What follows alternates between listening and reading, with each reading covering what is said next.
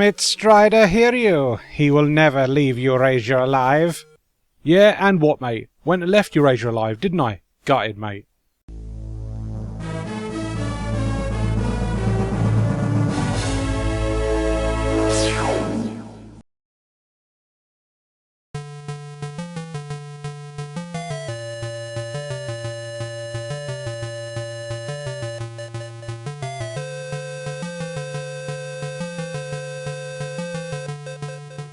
Before we get stuck into this one, I want to give you a little context. In 1989, US Gold got the rights to publish ports of Strider on home computers and tasked Tiertex with developing them. Despite the obvious downgrade in visuals and playability that comes with porting a state-of-the-art arcade game to underpowered hardware, the ports were successful enough to warrant US Gold the opportunity to commission their own sequel to Strider.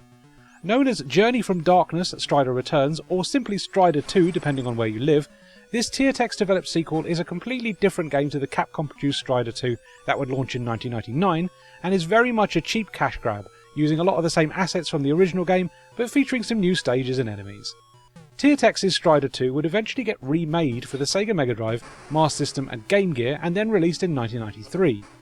The Mega Drive version at least has the benefit of being visually similar to the Mega Drive port of the original Strider, which is widely regarded as one of the best arcade to Mega Drive ports available on the system. Unfortunately, Strider 2 on the Mega Drive is still an absolute dog of a game to play, and its massive sprites mean there is a limited view on the action, which often means you're jumped off screen by enemies or projectiles that you simply can't react to fast enough. The limited amount of player health and lack of invincibility frames mean most people's experience with Strider 2 on Mega Drive is one of being bodied by way too many enemies before you even get the chance to explore and see more of the stage.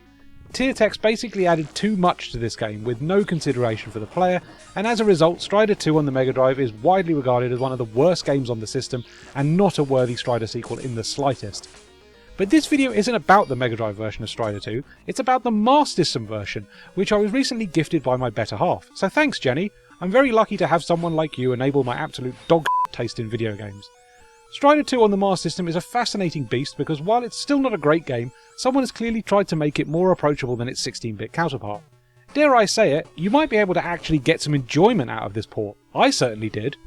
The big things that Strider 2 on Master System changes are with its difficulty. You see, in Strider 2 for the Mega Drive, there are only a choice of a normal or expert difficulty option, so it's up to you to bang your head against its rubbish stage design and hordes of enemies, and it's way too unfair to manage, even in normal mode. However, Strider 2 on the Master System has an easy mode to choose from, and this really takes the edge off the difficulty. Everything is also drawn a lot smaller, likely due to the Master System's sprite limitations, but as a result it gives you a wider view on the action and allows you to react to enemies and projectiles easier, and they're not as dense as they are on the Mega Drive. You also seem to get more health and a very generous continue option that will put you very near the area you died if you lose a life or have to use a continue. It's so much friendlier when compared to the Mega Drive game, which feels like it actively hates you. You also get infinite throwing stars in the Master System version, unlike the Mega Drive port where they're limited, but they can only be thrown when you're standing still. This is likely down to the lack of face buttons on a Master System controller, but it's honestly not that awkward in practice, and at least it adds to your arsenal of attacks in a meaningful way. I was genuinely surprised that I could actually make progress in Strider 2 on the Master System, and even if it's still lacking the great stage design of the Capcom arcade original, there is a glimmer of something resembling it here, and as a result I actually found myself enjoying the experience. You can jump and somersault and slide around the stages to your heart's content, while clinging to walls and ceilings to explore and find power-ups. Look, there's no denying the game still doesn't have problems. The frame rate does fluctuate a lot, and as a result the action is always slowing down and speeding up, making it feel unresponsive.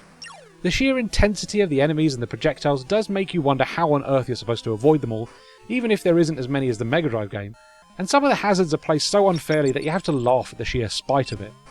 But there's definitely something here, some speck of that Strider magic has been captured in a way that allowed me to have a decent time with this. Strider 2 on the Master System is a pleasant surprise that shows a much better understanding of the Master System's restraints and actually pulls off a more enjoyable game than the Mega Drive version. It just goes to show you that you should never write off the 8-bits if there is a 16-bit port available.